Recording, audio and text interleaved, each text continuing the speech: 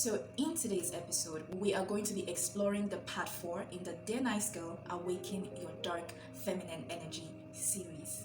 The major subject we're going to be exploring in today's series is how to enforce your masculine boundaries with feminine energy.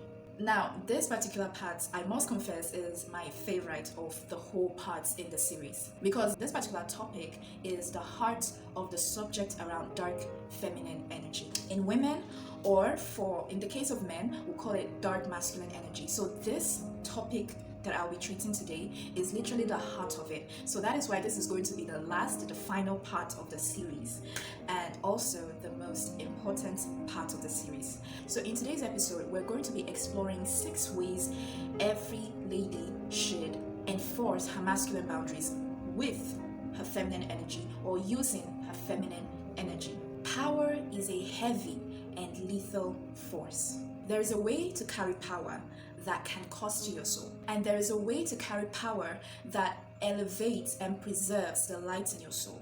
King Saul in the Bible was given an imperial form of power, an absolute power, a kingdom power on earth, but he wielded his power wrongly, and it ended up consuming his soul from the inside out. Now, Samson had physical and muscular power, and he also had grace, which is also a form of power, but he wielded his power wrongly, and it cost him the light of his soul, which happened when he lost the grace of God in him. Queen Esther had power in form of the feminine treasures of her physical beauty, her sensual intelligence, and her divine intuitive wisdom. She wielded it correctly, and it earned her an unforgettable night with the king, and eventually earned her more power when she became his queen. Men and women are different, energetically, mentally, and physically. There is a way a woman wields power that is right for her, and there is a way a man wields power that is right for him. If a woman wields her masculine boundaries with masculine energy, she is doing it the wrong way. And if a man enforces his masculine boundaries with feminine energy, he is doing it the wrong way. And the thing is, it doesn't matter what way a man or a woman chooses to wield their power. All that matters in the end is that every way you choose to wield it is communicating something. So your biggest concern should be, am I wielding my boundary the correct way? If you're wielding it the correct way, rest assured it is communicating effectively to the other person, to your opponent, or to the outside world. But if you're wielding it the wrong way, it is still communicating something, but that communication is not going to be effective. It is not going to produce the results you expect, because you are not wielding that power the right way. Now, we've seen cases where some men have complained about, the women, especially the high-earning women, the career women, being, not submissive in a relationship, right? That is something we've heard about a lot. We've heard about it so much that a lot of people who don't know any better are now beginning to think that, for a woman to be high-earning, to be a high achiever, or to have some positional, some leadership position at work, automatically means that woman is a bad woman, or she's not capable of submission. And that is absolutely wrong. There is nothing bad or wrong for a woman to be fully successful in what she does. Even if she's a president of a country, there is nothing wrong with that. In fact, a woman being that successful, being, that really, really good at what she does, that the world rewards her with a deserving title, is something that should be celebrated. It is a sign that, growth has happened in this woman. It is a sign that, development has happened in this woman. It is a sign that this woman is a strong woman who has conquered battles, and she's someone who is very much capable of conquering battles. And those are people that are more flexible compared to people who have not really done much or achieved much with their lives. So there is nothing bad about it. I hate the fact that women in that category are being so demonized. But however, I do recognize the caveat in this particular scenario. The problem that we see, which is also a valid problem, is that a lot of the women in this high earning and highly successful positions, they have a problem whereby they are wielding power, because to be that successful, to be that recognized, it's a form of power. So that is good power, and power is neutral. Power is not evil. Power is a neutral force, a neutral weapon. So the problem I have seen in a lot of this kind of similar scenario, and this is not me saying that a lot of the men who have complained about high earning women being kind of difficult, unable to tangle, figuratively speaking, if you know what I mean. So men that complain about those women being unable to do that, not all of them are wrong or being delusional or insecure. Some of them are actually right, but it's not really about wrong or right. It's about the fact that when you look deeper into it, it tells you that there's something off somewhere. Yes, this woman is wielding power. Power is a good thing. People should go after power, right? People should go after advancement and changing and growth, and to go after all of these things is to go after power.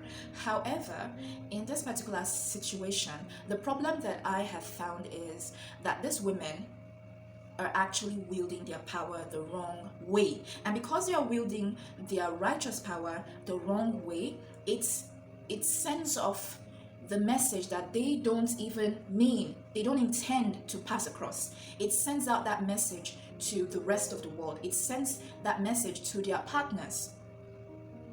And there are a lot of women in this situation. I've watched some interviews of highly successful actresses, highly successful businesswomen who had a divorce, and like I've seen a couple of interviews of those women, and some of them actually kind of regret, like they wish they had done some things differently in their relationship. And like the one thing that has stood out to me, especially in the interviews of the women who were more mature, who were not like the victim or the kind of women who blame the ex, what I've learned from them is they later realized that they did not wield their power the right way. So that is the whole point of this video. Now, I have taught you guys from the part 1 of this series, which was talking about Dear People Pleaser, Awaken Your Dark Feminine Energy. And so we basically talk about the reason why every woman needs to, every nice girl, people pleaser, the sacrificial lamb, the black sheep of the family, the reason why such people need to awaken the dark feminine side of them.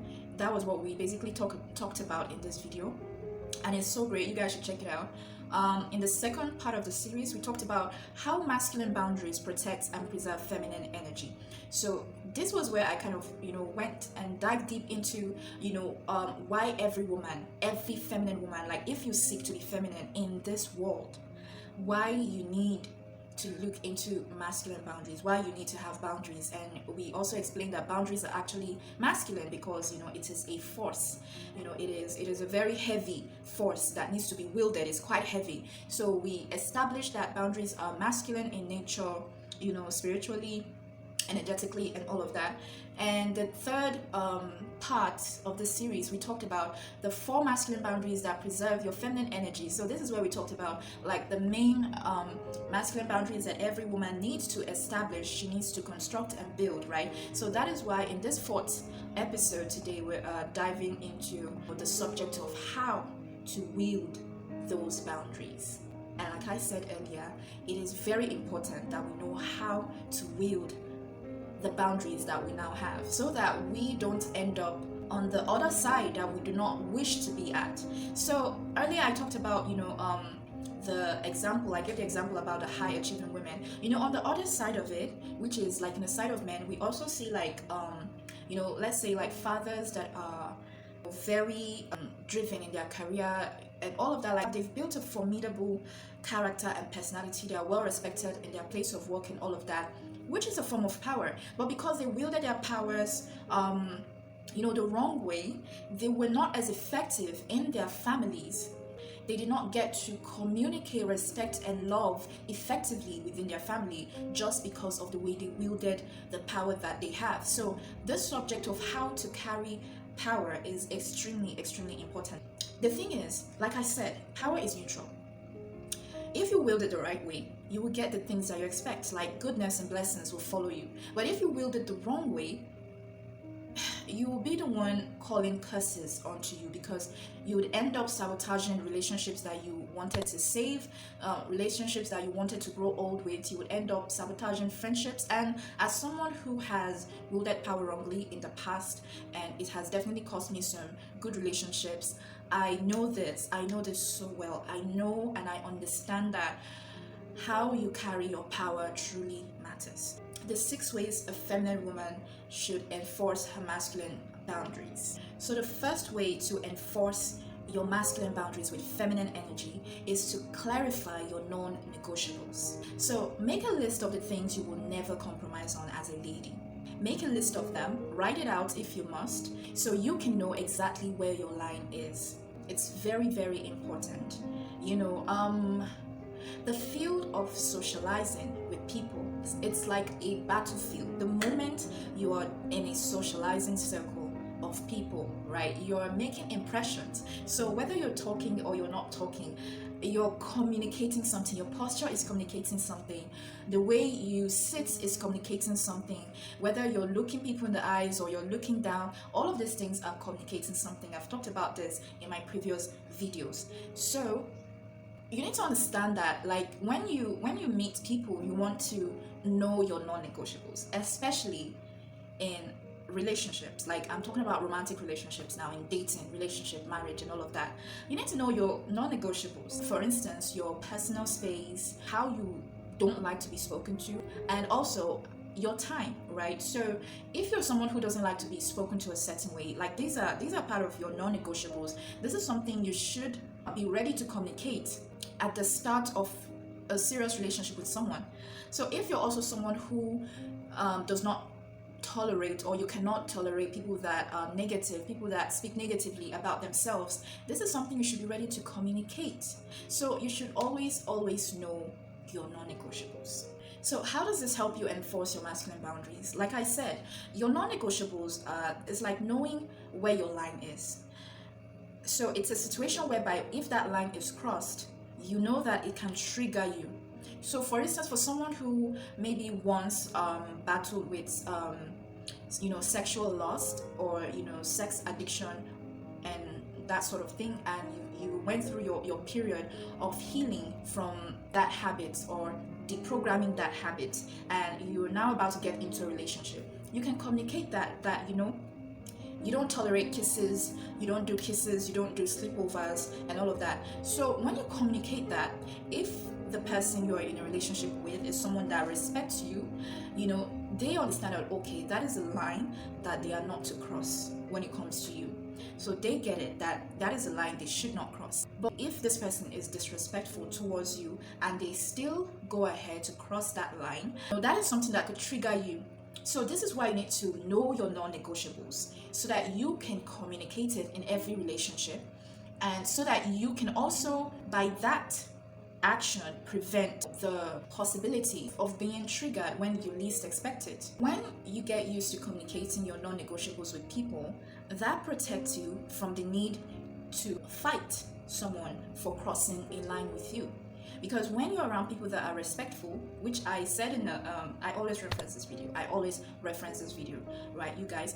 When you're talking about having close relationship with people, right, in terms of friendships, in terms of dating, you should be choosing from a pool of divine feminine and divine masculine. That is the ideal, that is the goal in this community. Okay, we don't deal with broken people who want to stay broken. We don't deal with people that are proud in their ignorance. We don't deal with those people. We don't bring them close. We can tolerate them in our circles, because it's unrealistic to pretend that these people should never exist in our world, but we do not bring them into our close circle.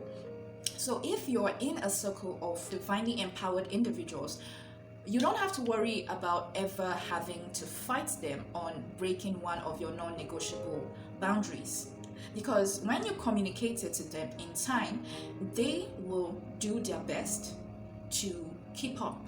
They will do their best not to cross that line. So you don't have to ever have a situation where you're pulling your female friend's hair in a restaurant, or you're cussing a guy for not paying, on a date, right? Because these are things you've communicated. These are things that you're not insulting a guy for deceiving you to have sex with him. You're not insulting a girl.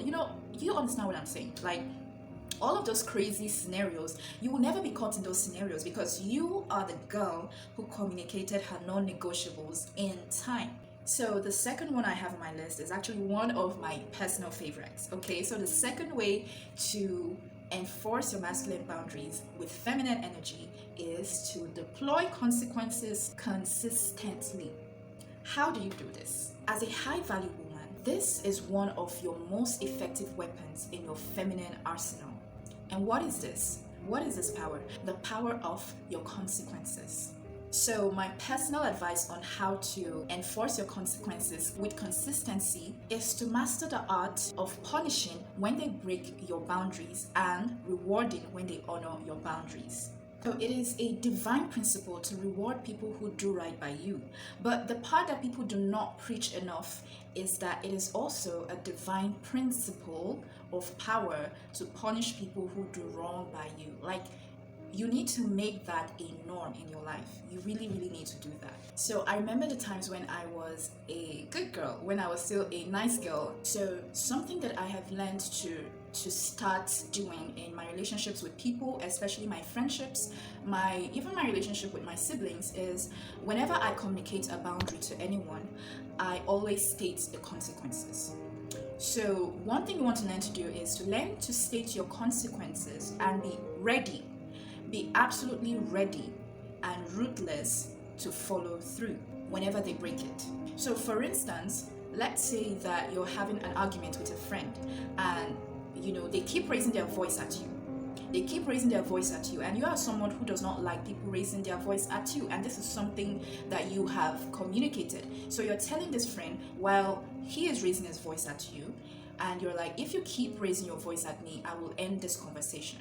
I will end this conversation. That is your consequence. It means he will be the only one talking in this argument. So you have communicated this, but he still keeps raising his voice at you. So what you do in this moment, when you see that he or she is still raising their voice at you, despite the fact that you've communicated to them that you do not appreciate having voices being raised at you, what you do in that moment, just like you have said, is to remove yourself from that conversation. Remove yourself from that conversation. Yes, you need to be ready to put your money where your mouth is. So whenever you communicate a consequence to the breaking of your boundaries, you need to be ready to follow through on that. You need to make it immediate, because an empty threat erodes your credibility. It can really cost you a lot in your integrity. Trust me, you don't ever want to be known as the man or the lady who gives an empty threat. So when you tell people that, hey, do not raise your voice at me. If you raise your voice at me, I will end this conversation. And when you say that and you do not mean that, one thing I have found is people tend to keep crossing that line and crossing that line and crossing that line until you become the person who does not even speak out at all. And it is not good. So whenever you communicate a consequence, you need to be ready. You need to be absolutely ready to follow through on that. An empty threat erodes your credibility. Whenever a person accepts without any protest a boundary that you present to them, that is them showing you respect. That is called honor. And when people choose to honor you, it is a divine principle to reward them with a kind gesture in order to complete the communication circle. And also, whenever they break your boundary, when they disrespect your boundary, right, you also need to be ready to deploy your consequence onto them. Now, the good thing about this particular action is, oftentimes for people who have self-respect, all you need to do is to show them once. When you show them once, you will never ever have to be in that situation again. You'll never have to, stress or fight or argue with your friend about your boundary that they just breached. So all you need to do is show it to them once. But you see, if you fail to do it the first time, you have started, it's like you've left the gate open for them, and they're going to come in, and they're going to come in with their own behaviors and their own laws, and they will dump it and impose it upon you. And ladies, this is especially very important in romantic relationships, but I'm not going to dive into that. I'm not going to dive into that right now. But the ladies that get it, I think they get what I mean by that. So the third way, ladies, to enforce your masculine boundaries using your feminine energy is to use clear and direct languages in formal and semi-formal settings. So learn to frame your requests and your refusals with the I statements. So it's just something simple, right? Let's say, for instance, you're saying something like, I'm not comfortable discussing this. Now, that is it is clear, and it is a direct refusal. I am not comfortable discussing this. That is a clear and a direct refusal. as opposed to something like this that a nice girl or a good girl would say, something like this. Well, I don't feel like we should discuss that. I don't really feel comfortable. That is not direct. And something that I have found is that people often, equate those indirect communications as no communication at all. Like it would be as though you never even said that. That's something that I have learned, especially with guys in a relationship or like an informal setting. So right now we're talking about like informal settings, and informal settings has a slightly different rule, but it still applies for formal and semi-formal settings. So people that are not in your close circle, obviously they fall under the semi-formal settings, the semi-formal settings. So you want to learn to communicate with those people with a direct language. The way I would speak to the people that are closest to my circle is not the same way I would speak to an acquaintance. So with my acquaintances, I am going to be direct. And the reason why I want to be direct is, it helps them to quickly shape your character, your personality quicker. They get to quickly know that you are not someone who will tolerate, this behavior or that behavior from them. Another example of this is, I need 20 minutes alone right now. Now that is clear and direct. It is a direct communication, right? So you're asking for your personal space. So that is different from saying something like, I feel like I need to just be alone right now. You will not get the result that you want, which is, a private space for yourself. So you will not get that result. But if you, say something more direct, like, I need 5 minutes alone right now, that is something that will definitely get you the expected result. So another example is when you're meeting someone, for the first time, and you have a non-negotiable rule, first time interaction of, avoiding certain subjects like politics. So you want to say something like, I prefer to skip political debates tonight. You see, I prefer to skip political debates tonight. That is a direct statement. In the case of a nice girl might not even communicate that. Or she might say something like, I don't really like talking about politics. I don't really like discussing politics. That is not direct. But direct, you saying that, see, I won't be a part of this conversation, is you saying that I prefer to skip. I prefer to skip. So that is more direct. That is more direct, and that is something that would cause them to listen to you and also, flow in the direction that you want to go to. That is a simple rule. You don't need to shout when you're direct in the first instance. If they have ears, they will hear, and if respect is there, they will definitely follow accordingly. But then you start to shout certain things, shout certain boundaries. Like, those things are not necessary when you're very direct with communicating what you will not take. So learn to employ your direct phrases and statements. In formal and semi-formal settings, learn to keep your tone even when you're being direct. Learn to keep your tone even, consistent, and do not apologize for any of your boundaries. Okay? Alright. So the fourth way to enforce your masculine boundaries with feminine energy is to not give fourth chances. After the third, cut off access. They have no respect for you. I have a personal rule to this philosophy. Here's the thing, right? The ego teaches us that life is binary, zeros and ones. But the grace of God, God's grace, teaches us that there are in-betweens in life. Now, this is where you'd really learn the difference between an authentic divine feminine energy teacher or influencer whose teachings and perspective is inspired by the godly principle, and the divine feminine energy teachers and influencers that are inspired by their ego. Right? This is where you know the difference. Now, the world teaches that when people offend you, when people, break your boundary the first time, cut them off completely. Cut them off immediately. When, he is this red flag, or he fails this test, cut him off. Cut him off, he's not the one.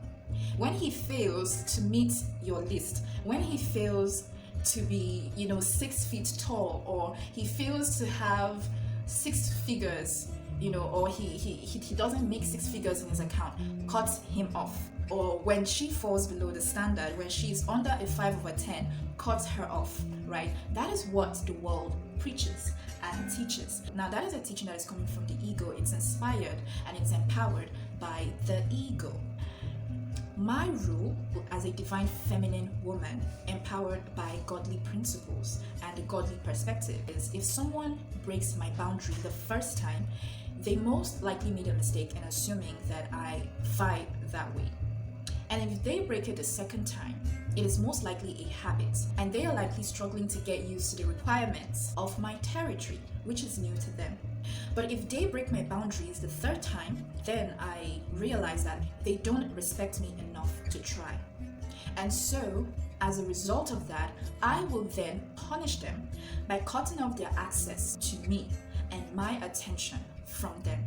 But if they listen the first time and try to do the right thing, I reward them with a positive, progressive gesture and attitude. So I feel like this point is pretty self-explanatory. It doesn't really need much explanation. So it's as simple as you communicate a boundary. If they break it the first time, you still have a chance to forgive them. So if they do it the second time, you can still forgive them. It's likely a bad habit and you're trying to work on that bad habit. If they do it the third time, they do not respect you enough to try. The first time, I usually tag that as a mistake because a lot of the times we cannot communicate. We are new territories. We're just meeting each other for the first time. So that person may not know what I hate and what I like. So they may not know all of it. So they're just learning you. So it's very, very common for them to do certain things, to make mistakes in assuming wrongly about you, and you always want to make room for grace. Something my mentor always tells me is, Damsey, be graceful. Be graceful. And this is me being graceful, right? Because this is the rule of 3. Meanwhile, the world will teach you that if they break your rule the first time, cut them off. They're not worthy. They're not worth it. But the thing is, none of us are perfect. None of us are perfect. So we all need grace. We all need grace. We all need grace. And if we're being given grace, right, to grow, to be better, to learn from our mistakes and do better the next time, we should be open to giving other people that same grace. So the fourth way to enforce your masculine boundaries using feminine energy is to learn the art of showing your opponents the mirror as a lethal feminine attack. So the dark perspective of the divine feminine does not attack its opponent with fists and stones. There is nothing divine feminine about that action. That is a feminine action. People who are in the wounded spectrum, and that is not divine femininity at all.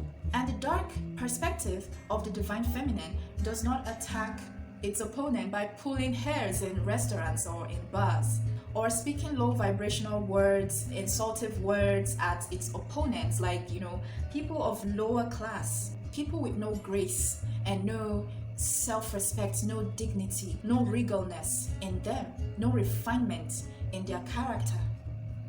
A divine feminine woman does not attack its opponent that way, because that is the way of the lesser woman. So how does a divine feminine woman attack her opponent? How does she make sure to show her enemies, to teach them a lesson that they will never forget in their lives? How does she give an attack that keeps people away from thinking of ever repeating that action again? How does a divine feminine woman fight her enemy? How does she fight her battles? A divine feminine woman attacks with a mirror, which is more potent than a slap in the face, a beating, an insult, or unaliving. And trust me, this is a fate much worse than death for every mean opponent. When somebody tests you, the first thing you want to do is to retrieve your energy from that situation. And if you deduce that the person is not worth the engagement, ignore them completely and walk away.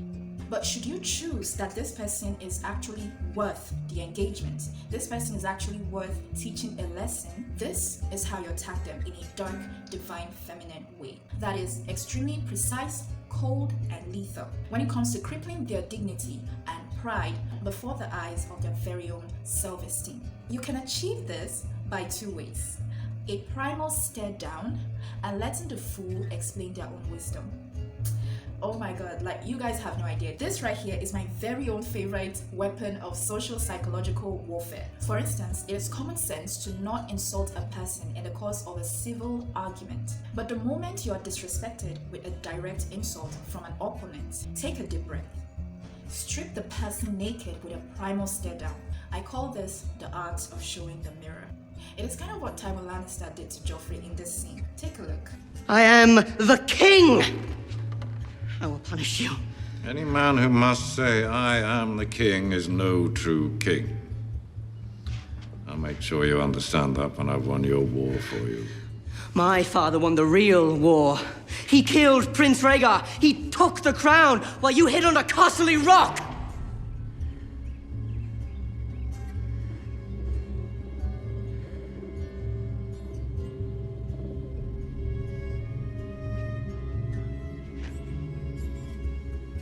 The king is tired. See him to his chambers. Come along. I'm not tired. And it is also what Marjorie did to Tommen in this particular scene. Take a look. My queen? There was no way to free Solaris without violence. You're the king of the Andals, and you let a band of fanatics imprison your brother by law. I'm going to speak with the High Sparrow. Are you? When? I don't know. You don't know? He was praying just now. I have to send word to grandmother. Will you come back later? I need to be with my family, Your Grace. Of course. So you can see how in the case of Tywin Lannister, who is one of the most powerful men in Westeros, being directly insulted by his own grandson, who happens to be the king of Westeros. The normal thing you would expect from someone who has just been insulted, especially someone with that much power, is that he would attack straight away and kill him. And no, he did not. But what a lot of people do not understand is he actually attacked him by not attacking him. Now, a lot of people who are so used to the low life way of attacking people, they cannot comprehend psychological warfare. And they cannot get how that psychological warfare is a lot of the time more potent, it's more lethal than a direct slap or a direct beating. Because this is the kind of fight, this is the kind of blow to the face that you will never forget in your life as a king. Now, Joffrey did insult his grandfather, who is the most powerful man. And the first thing that the man did when he received that insult was to strip Joffrey down with that primal stare down. He gave him that primal stare. And in that moment, the room was silent and everyone's face was going straight to Tywin, thinking, oh my God, he did not just say that. What is he going to do next? So everyone's attention was on Tywin Lannister, and Tywin's attention was on the person who had insulted him. And here's the thing, in that moment, Tywin stared down Joffrey, and he stared him down, showing him the mirror of what a stupid king he is. And if you notice, if you really watch the scene, you can see that moments later, moments after that primal stare down, Joffrey was the one we see kind of trembling, in his posture. You can see that, the bold lion posture that he had on when he said the statement, while you hid on the castle rock. That posture completely breaks, and Tywin did not even utter a single word. What people do not understand is that stare was communicating everything that needed to be communicated. Like, he was stripping down the king's power, and Joffrey felt that. And that was why he rearranged his posture immediately, and everyone present could see that there was literally a battle that went on just now. And it wasn't Tywin that lost that battle. It was the first person who drew his sword that, got defeated in that little battle that went on in that micro moment. So you can see this is psychological power. And in the case of Tommen and Marjorie, right? So compared to this scene where Marjorie was praising Tommen, you could see the look in her eyes. There was a way she looked at Tommen.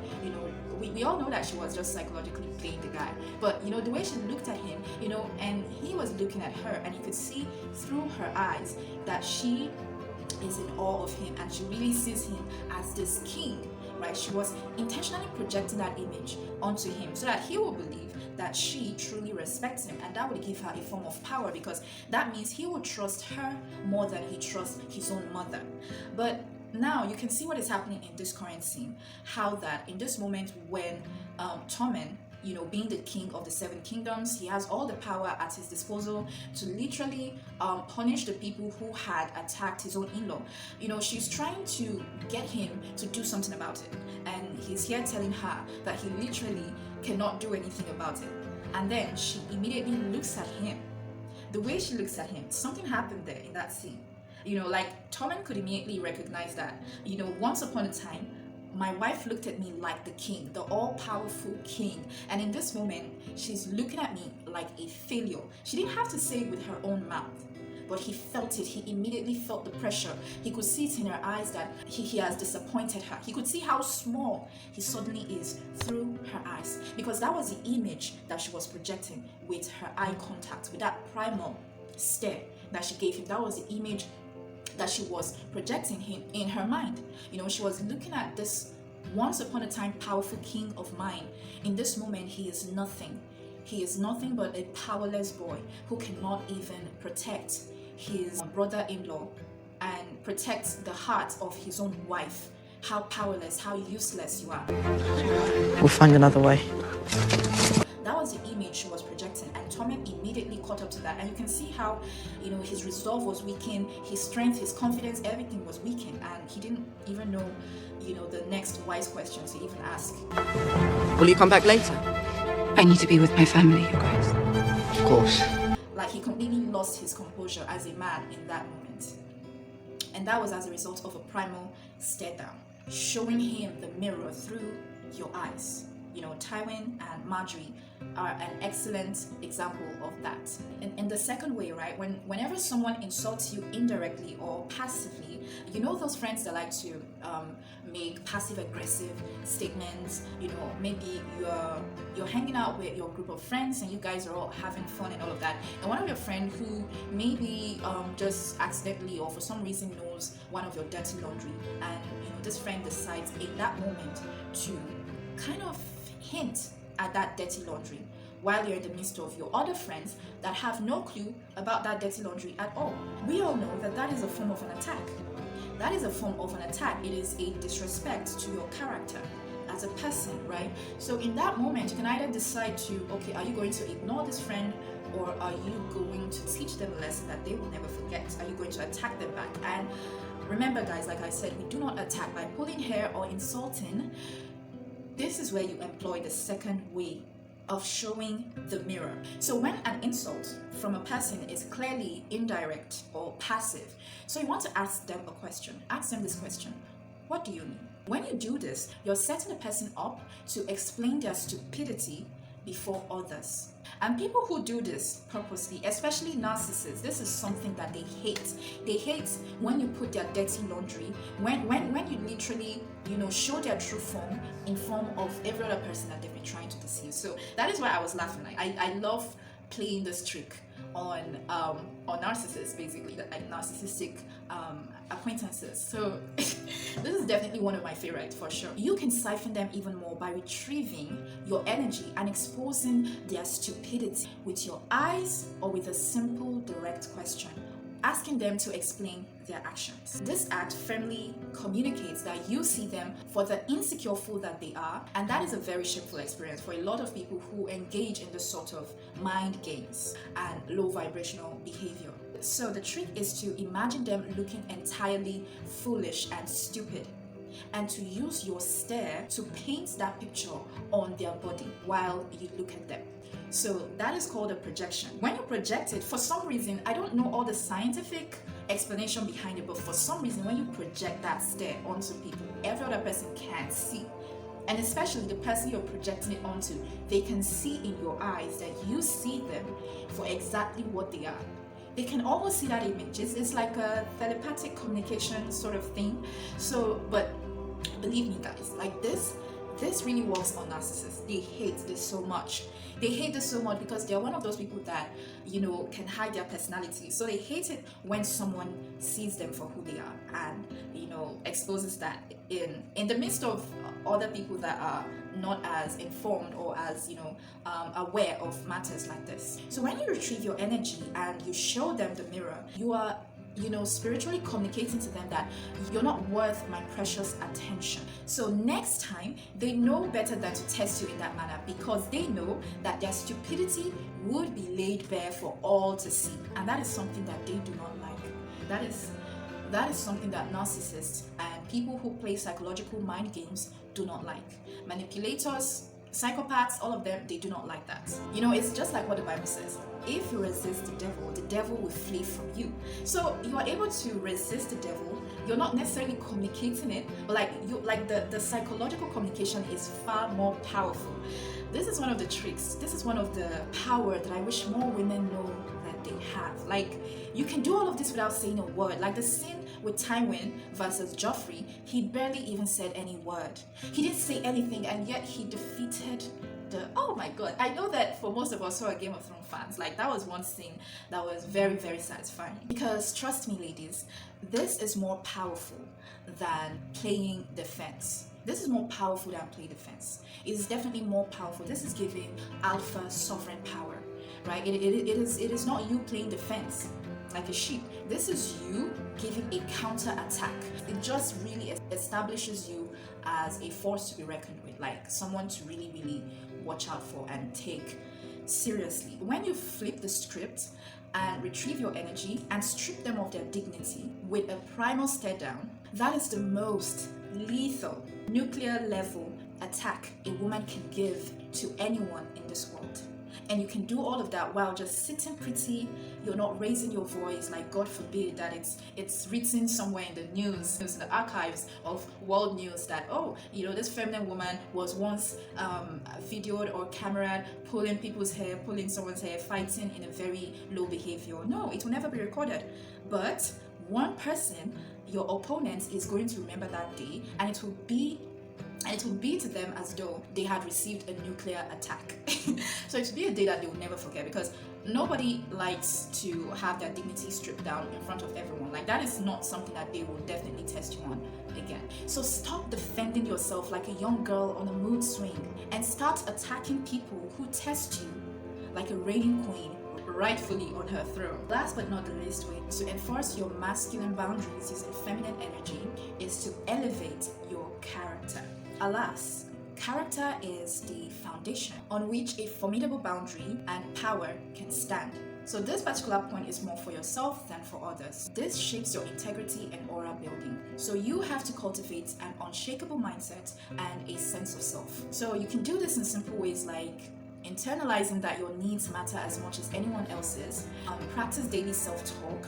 I deserve respect. My time is valuable and I get to say no. And occasionally or frequently visualize enforcing a boundary without feeling off, and visualize yourself enforcing a boundary feeling calm without feeling guilty. So this is something you can learn more about in my book right here, about how to deprogram the good girl mindset. It is a short guide, a very short guide. It's not even up to 12 pages on there.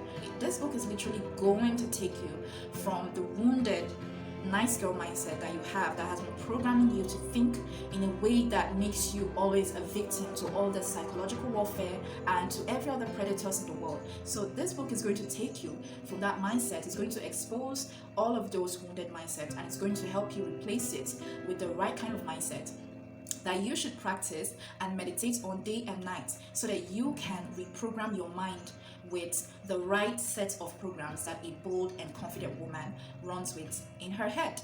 So definitely get that. So I'll leave the link in the description. You want to get that book. It's quite affordable and it is very effective. So try to master discipline and excellence in work and in competence. It is a big flex when you've built a reputation that precedes you and makes way for you in every room before you enter. And always remember, the air of massive self-respect that you give yourself, it always shows up in your aura. And everyone can always read that from your aura. They can always tell that this is someone who respects herself. This is someone who carries herself with grace. It can be felt, it can be perceived, and it can be seen in your carriage. You also need to recognize that you are your first student in this learning, in this knowledge of learning your boundaries and learning your powers and learning how to wield your power. First, you must master these boundaries and be loyal to them first before hoping to successfully enforce it onto others. So work on elevating your character. Your character is a catalyst that makes your communication even more effective and more powerful within your human relationships. Practice what you preach. You cannot be taken seriously as a leader if you yourself do not follow the rules and the boundaries that you set for others. So share with me in the comment section which one of these ways of wielding the masculine boundary, the masculine power, is your favorite in the list that I've just mentioned. And also, if you have another, way or methods that a lady should wield her power rightfully that you want to share with us, feel free to share that with us in the comment section as well. If you find this video valuable and if you're ready to step into your dark feminine energy and command your power and wield your power with all the rights and all the might that you have, give this video a like and share this video, and do not forget to subscribe, turn on the post notification to be the first to get notified of my next post. So thank you for stopping by today. So this was absolutely a pleasure to bring this topic to life. Thank you for watching all the way to this point, and I will see you in my next video.